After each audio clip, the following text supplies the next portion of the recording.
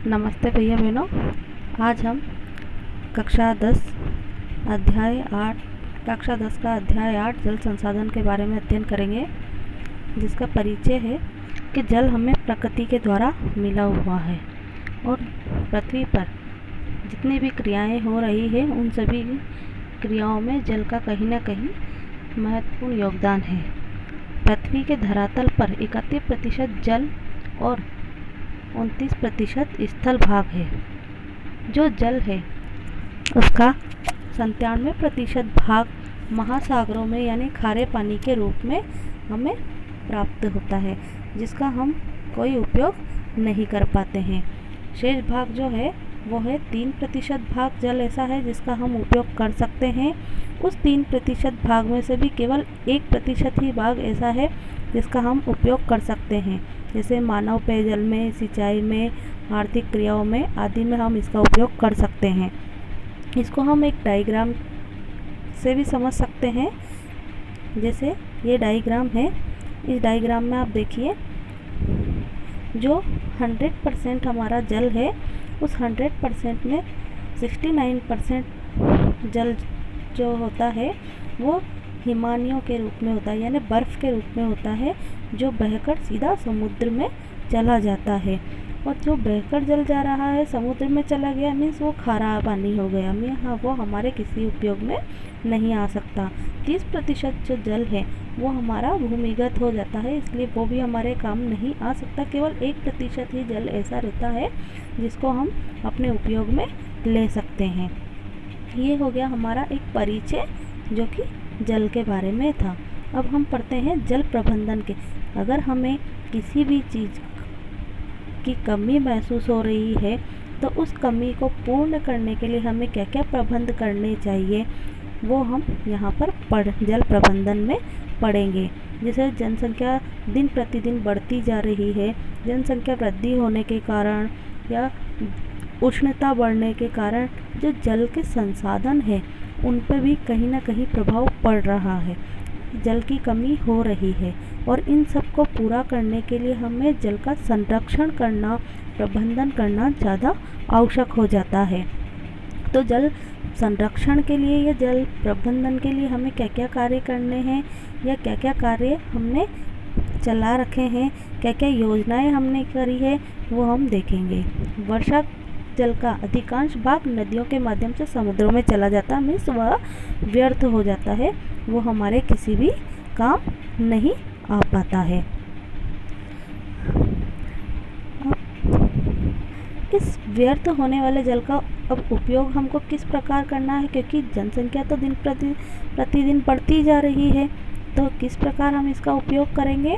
तो जब मानसून की अनियमितता या अनियमितता के कारण कभी सूखा हो जाता है, कभी अकाल पड़ जाता है, तो इनसे निपटने के लिए भी हमें पहले से ही तैयार रहना चाहिए।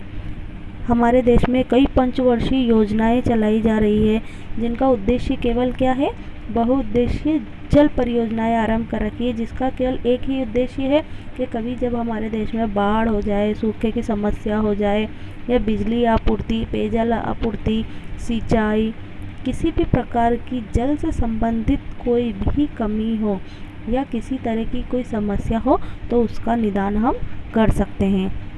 इसीलिए इन बहुउद्देशीय परियोजनाओं को हमारे देश में लागू करने पर ही जो हमारे देश के प्रधानमंत्री थे नेहरू जी, उन्होंने ही आधुनिक भारत का मंदिर इसे कहा है। अब हम बात करते हैं परियोजनाओं के बारे में।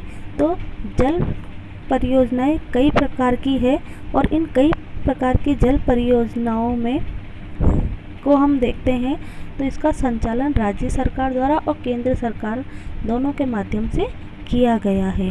केंद्र सरकार के द्वारा जो परियोजनाएं चलाई गई है या कोई महत्वपूर्ण योजनाएं चलाई गई है तो वो है जैसे भाखड़ा नागल बांध बनाया गया, रिहंद, दामोदर, हीराकुंड, कोसी, टिहरी आदि कई परियोजनाएं लागू की गई है। तो ये तो थी हमारी केंद्रीय सरकार के बारे में। आप अपनी बुक में इसको अंडरलाइन कर लीजिए या कहीं पर अपने नोट्स बनाते हैं वहाँ लिख लीजिए, क्योंकि कई बार इनसे क्वेश्चन बनते हैं। दूसरा आता है राज्य सरकार के माध्यम से। तो राज्य सरकार ने कौन कौन सी परियोजनाएं चालू कर रखी है, जैसे चंबल परियोजना। अब चंबल परियोजना कहाँ है, मध्य प्रदेश व राजस्थान दोनों में, ठीक है। नागार्जुन सागर परियोजना ये आंध्र प्रदेश में। तुंगभद्रा परियोजना आंध्र प्रदेश व कर्नाटक में। फिर है सरदार सरोवर परियोजना, ये गुजरात, मध्य प्रदेश और राजस्थान तीनों राज्यों में। मयूराक्षी, फरक्का परियोजना, माही परियोजना, गंडक परियोजना, मत्स्यकुंड परियोजना जैसे कई प्रकार की परियोजनाएं के राज्य सरकार और केंद्र सरकार ने चला रखी है, जिनके बारे में हम अध्ययन करेंगे।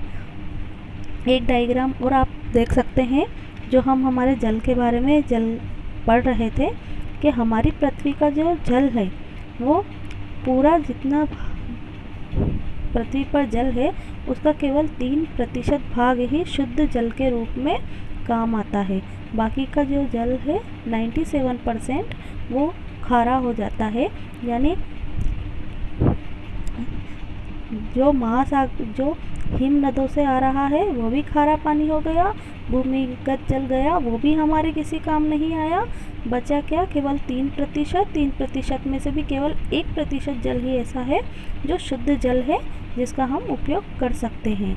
अब आप देख सकते हैं कि मल्टीपर्पज़ प्रोजेक्ट यानी कि जो अभी हमने पढ़े थे, जो परियोजनाएं केंद्र सरकार और राज्य सरकार द्वारा चलाई गई, उन योजनाओं में जो बांध बनाए गए, परियोजनाएं चलाई गई, उनके बारे में यहाँ पर एक डायग्राम आपको दिया हुआ है। अब हम इनके बारे में पढ़ेंगे। सबसे पहले हम पढ़ते हैं भांगड़ा नागल परियोजना के बारे में। भांगड़ा नागल परियोजना जो है वो 1948 में आरंभ होकर 1963 में पूर्ण हो गई थी। यानी ये जो सबसे बड़ी परियोजना है जो कि हिमाचल प्रदेश में बिलासपुर के निकट बनाई गई है। और इस परियोजना में जिस नदी के ऊपर ये बांध बनाया गया है, जिस नदी के ऊपर ये परियोजना बनाई गई है वो है सतलज नदी, जो कहाँ पर है, हिमाचल प्रदेश में। तो आप इस पे अंडरलाइन कर लीजिए अपनी बुक में, ताकि आप जब भी इसको याद करें तो आपको अच्छे से और जल्दी याद हो सकेगा।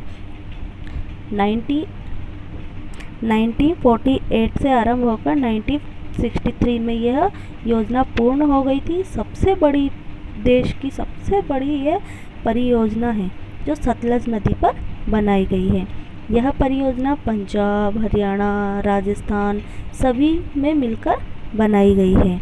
इसका उद्देश्य क्या था कि सतलज और यमुना के जो मध्यवर्ती भाग हैं उनमें विद्युत की आपूर्ति, पेयजल की आपूर्ति, सिंचाई की आपूर्ति या आर्थिक विकास करना, इन सबको पूर्ण करना। अगर कोई आपूर्ति है तो उनको पूर्ण करना और आर्थिक विकास करना, यही इसका एक उद्देश्य था। इस योजना के तहत 2 बांध पंजाब के अंबाला ज़िले में बनाए गए हैं। जो पहला है भांगड़ा बांध, जो कि 5,518.16 मीटर लंबा है और 167.64 मीटर ऊंचा है। यह बांध सीमेंट और कंक्रीट से बनाया गया है, जो कि सीधे खंभों पर सबसे बड़ा बांध, विश्व का सबसे बड़ा बांध भांगड़ा नागल परियोजना का बांध बनाया गया है। दूसरा है भांगड़ा बांध, जो 13 किलोमीटर नीचे नागल नामक स्थान पर बनाया गया है। इसीलिए इन दोनों पंजाब के दोनों जो अंबाला ज़िले में दोनों बांध बनाए गए हैं, इन दोनों बांध को मिलाकर ही भांगड़ा नागल परियोजना का नाम दिया गया है। अब आप इस डायग्राम में देख सकते हैं, इस डायग्राम में पूरा दिया हुआ है कि यहाँ से जो आपका भांगड़ा जलाशय है वहाँ से आ रही है ये नदियाँ, या यहाँ से जो इस नहर है या पानी है वो निचली पहाड़ियों तक आता है, ये यहाँ पे भागड़ा जलाशय है, यहाँ पे नागल जलाशय है। इन दोनों के ऊपर ही यह बांध बनाया गया है, जहाँ पे विद्युत नहर भी है, मीन्स विद्युत उत्पादन भी हो रहा है।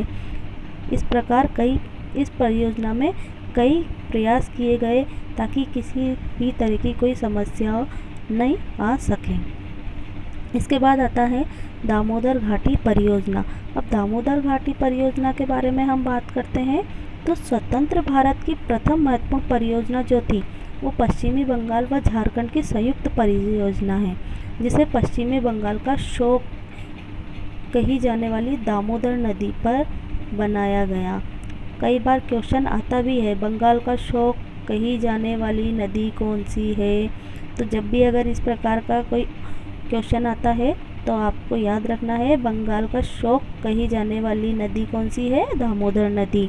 और इसी पर दामोदर घाटी परियोजनाएं बनाई गई है। कहाँ कहाँ, पश्चिम बंगाल व झारखंड की संयुक्त परियोजना से। इसका उद्देश्य क्या था कि बाढ़ अगर आ गई है या किसी तरह की कोई समस्या हो रही है, जैसे पानी से संबंधित है, अपरदन हो रहा है, तो इन सब को सुलझाने के लिए या इन सब